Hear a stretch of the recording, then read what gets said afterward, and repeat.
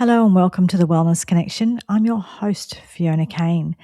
Today is just a little reminder to listen to your body and pay attention.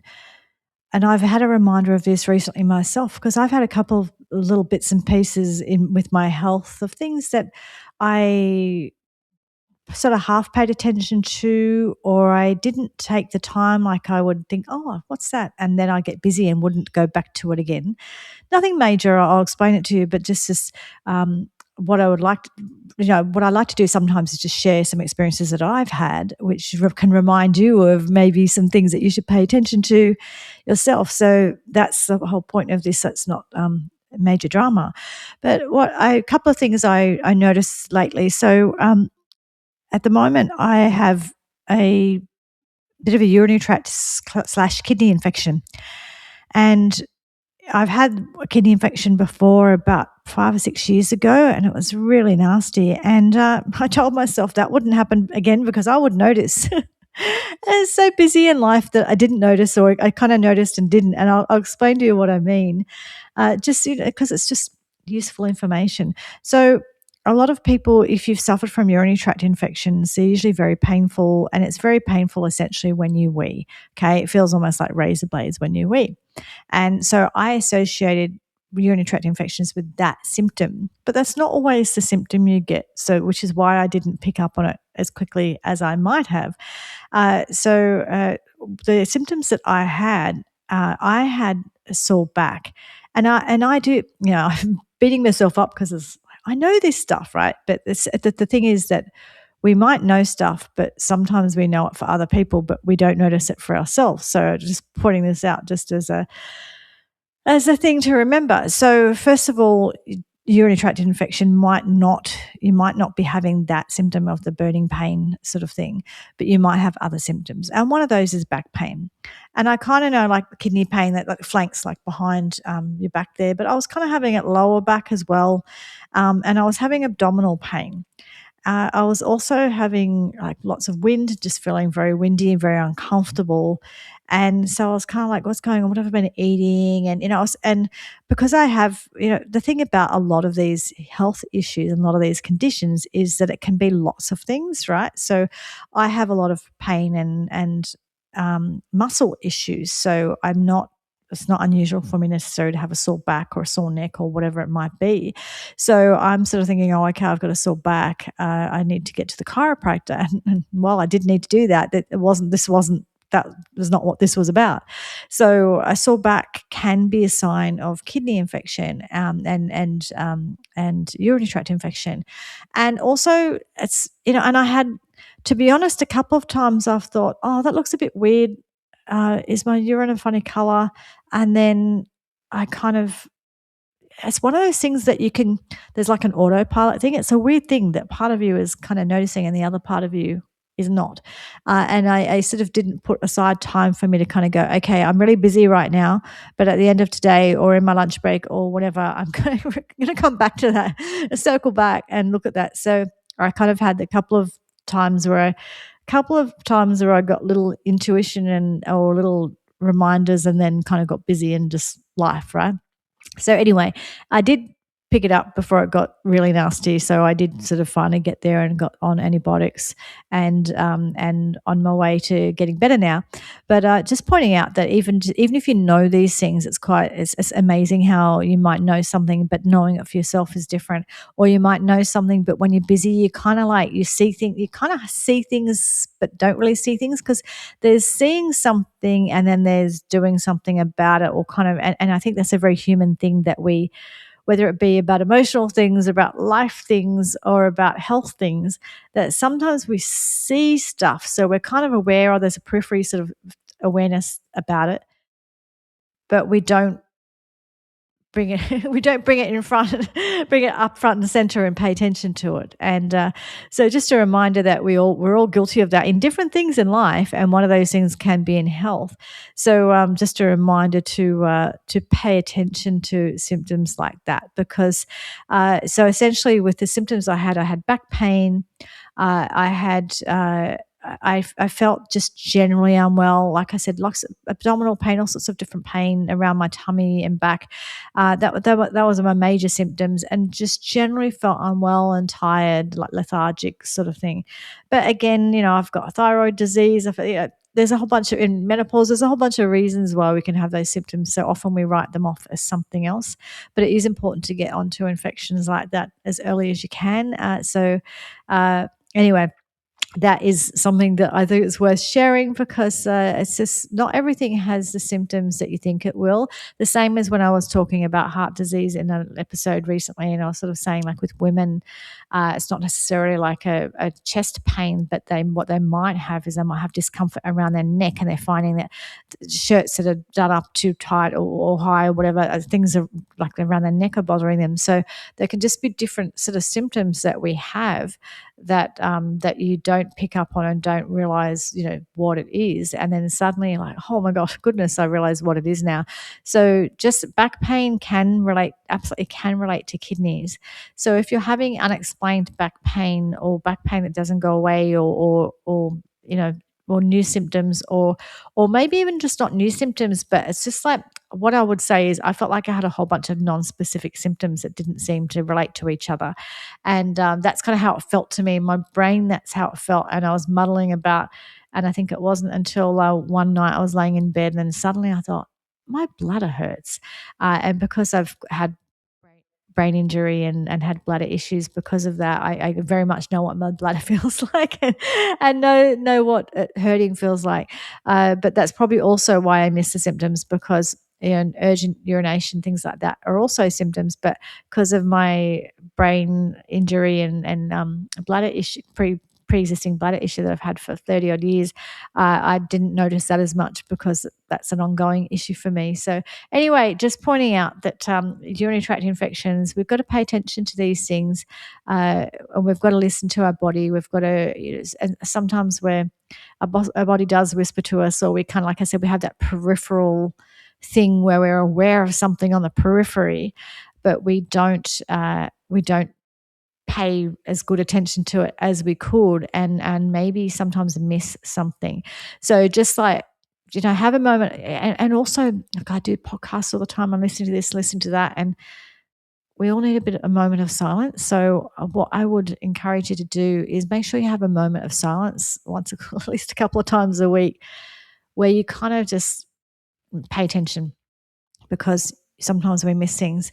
And it's always that balance, because I've done a whole bunch of episodes on listen to your body, pay attention, but then I've also done episodes where I said don't perseverate on it, because it's one of those things, right? We need to pay attention, we need to listen, because if we don't understand things like when I've talked about eating and satiety, and if you've eaten enough and not overeating, and or paying attention to when we have digestive issues, being present and paying attention is really important, because that's where we get the data from, that's where we get the information from, and that's where we can make the changes.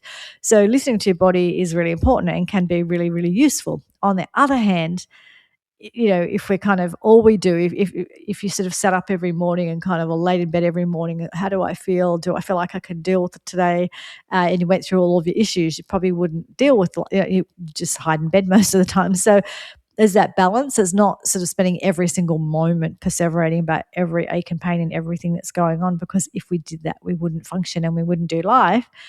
But on the other hand, there has to be some quiet time and space here or there where you bring in things. And like I said before, it might be health things or it might be unrelated things. I know I've certainly done it in my life before, where there's been situations in my life that I'm not dealing with, and they're in the periphery. I'm aware of it, but it's like aware of it but not aware of it at the same time, because something's in your periphery but you haven't brought it front and center.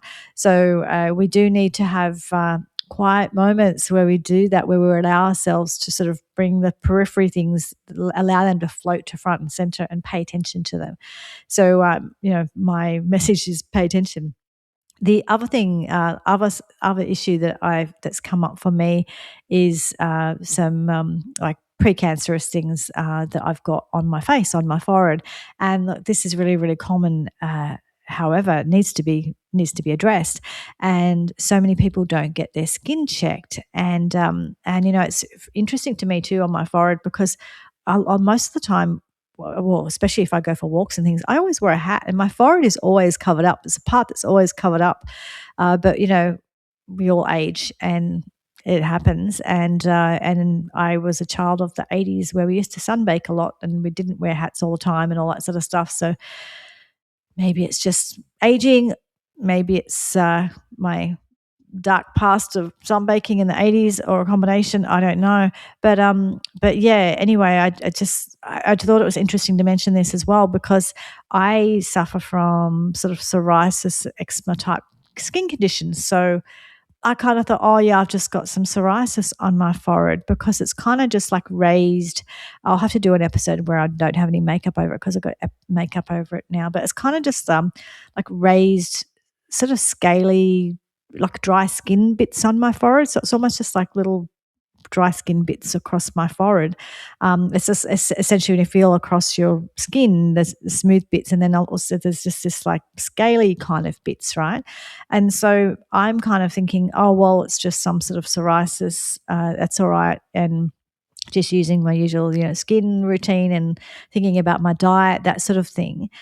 But it turns out that that's not all psoriasis. Some of them are these precancerous lesions that need to be treated, and I didn't know that. I always think of like, you know, when you think of cancer, skin cancer, you think of those kind of things that look really, really bad, or things that there's a mole that's gone really dark, or some patch or something that looks really unusual or looks really nasty. But this kind of just it looks like flaky skin on the forehead. It just looks like a bit of eczema or a bit of psoriasis, and it is not though. And so just have an awareness about things like that. And if you don't regularly get your skin checked, my encouragement is get your skin checked. And I usually do it annually, but I had lost track of time and it had been over a year, just over 2 years. So lucky I kind of picked it up and went in when I did. And you know, we need to get our skin checked more often, especially those of us who live in places like Australia, where just day to day, getting in and out of your car, walking to the mailbox, hanging out the washing, walking to the train station, whatever you do, we have a fair bit of exposure of very hot sun here, and lots of UV and all that sort of stuff. So, like another example of sometimes what we do is we write things off, and it's worth getting things checked. So get your skin checked on a regular basis. And my encouragement is also, wear your hat. I'm not a big fan of sunscreen. I think sunscreen can be quite toxic, but depends on the sunscreen. I don't know. I'm not going to do a whole episode on that. I'm not an expert enough in it. I certainly use it when I feel like I need to, but what I probably use more is barrier stuff where I'll actually, I've recently, like, my husband and I have got these shirts. They're called Nashies. They are.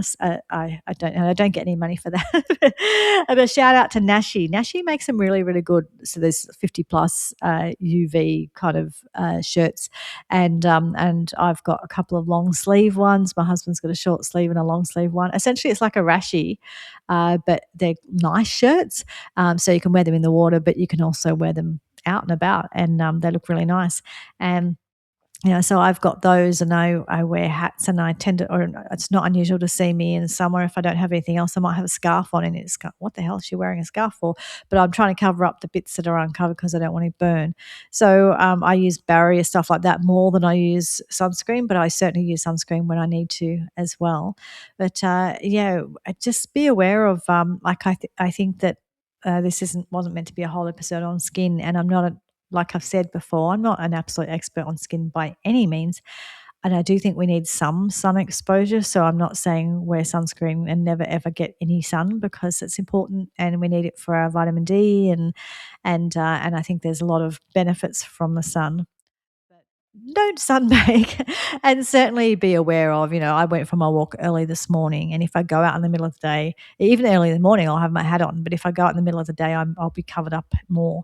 So anyway, just be aware that sometimes signs and symptoms and things, it's worth getting them checked out.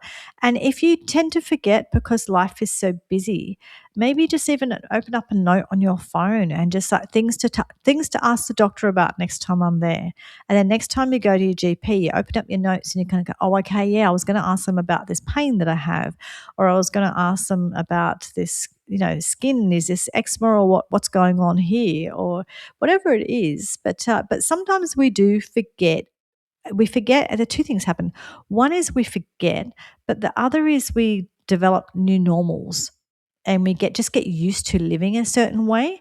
So we have a new normal where we always feel pain in that area. Isn't that normal? Or we always have a skin issue, or we always have a digestive issue, whatever it is. It's amazing how humans can adapt. It's actually a good example of what I'm saying is, when you get your eyes checked, get your eyes checked as well, because your optometrist will check to see if you've got glaucoma. It's worth doing. I'm getting my eyes checked a couple of weeks. I usually go every year or every couple of years, whatever they recommend.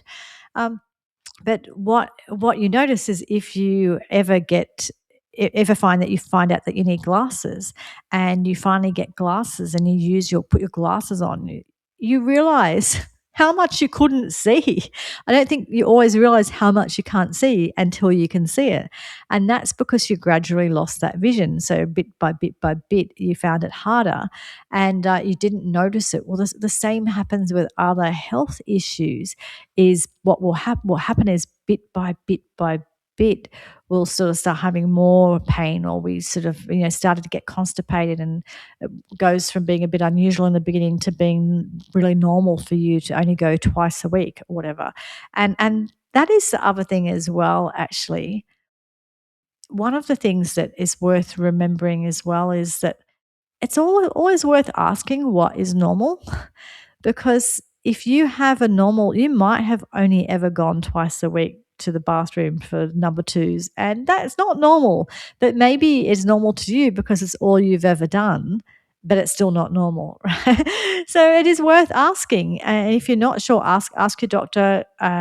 It's worth asking questions that might be embarrassing, or you might feel like you're an idiot, and but there's no stupid question. It's best to ask than not to ask, right? It's better to ask the question when you're in the doctor's office and say, well, I have this. I wasn't sure if that was normal or not. And I've had this conversation before in other things where I talk about women's health. Women have, I think it's like 5 different kinds of mucus that we have in our self-cleaning thing, which is called a vagina. And women don't realize that, or people don't realize that, because we think anything that comes out of there must be icky or bad or wrong. But of course it's not. But we don't know what's normal because we don't have those conversations, because, who wants to have those conversations, right? So we do need to talk about these things, whether it be with your doctor or whoever it is. Just be aware of Dr. Google's useful to a point, but if you're looking up things on Dr. Google and it takes you to a medical journal, that's one thing. But if you're looking up things on Dr. Google and it takes you to like a Reddit site or something, it's not always going to be accurate. At the end of the day, ask your doctor to be sure, right? It's important to make sure that the person who gives you advice knows what they're talking about. But yeah, just my little friendly little reminder of pay attention to your body, and pay attention to, I think if we have these different thoughts coming in about our health, or it could be other matters in life, sometimes they do come in, and they're just flash there for a moment, and then you go on to the next thing and you forget to pay attention to it. You start using your phone notes, start paying attention, and every so often just allow yourself that quiet time where you pretty much do a bit of an analysis. So you kind of go, okay, what's going on right now? Okay, right. Okay, I'm not breathing very well. I need to slow down. Need to remember to breathe. Okay, I haven't been drinking enough water. Okay, I'm really, really thirsty. I've got a bit of a headache. It's probably because I haven't been drinking enough water. When was the last time I moved my belly? And it might sound silly, but honestly, life is so busy and crazy, and so much going on in the world, and so much that's stressing people out, that I think that sometimes we forget to do just a bit of a scan, where we scan things and going, okay, how am I feeling? And is that normal? Is that normal for me? Is that sort of new? I think it might be newish, because honestly, it doesn't take long before the newish thing just becomes how it is.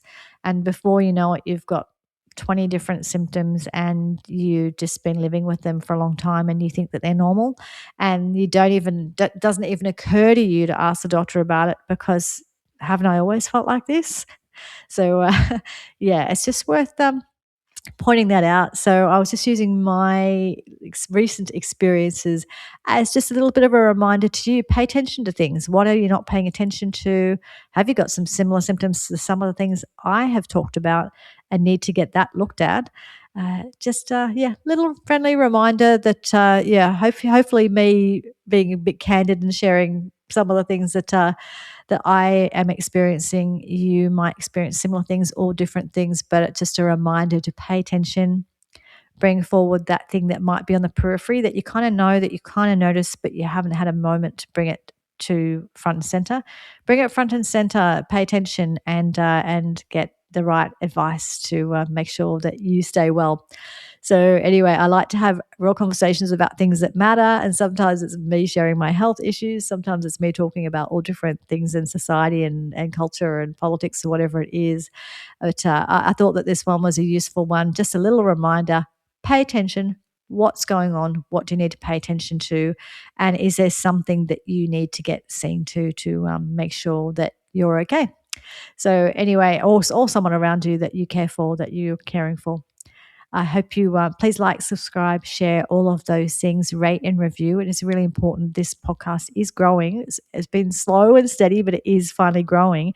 But it's you doing those things that really helps that happen, because the more people like, subscribe, share all those things, then essentially the more the podcast apps will show this podcast to potential listeners, or YouTube or wherever it is that you're listening or watching. Okay. Hope you have a wonderful week, and I'll talk to you all again next time. Thank you. Bye bye.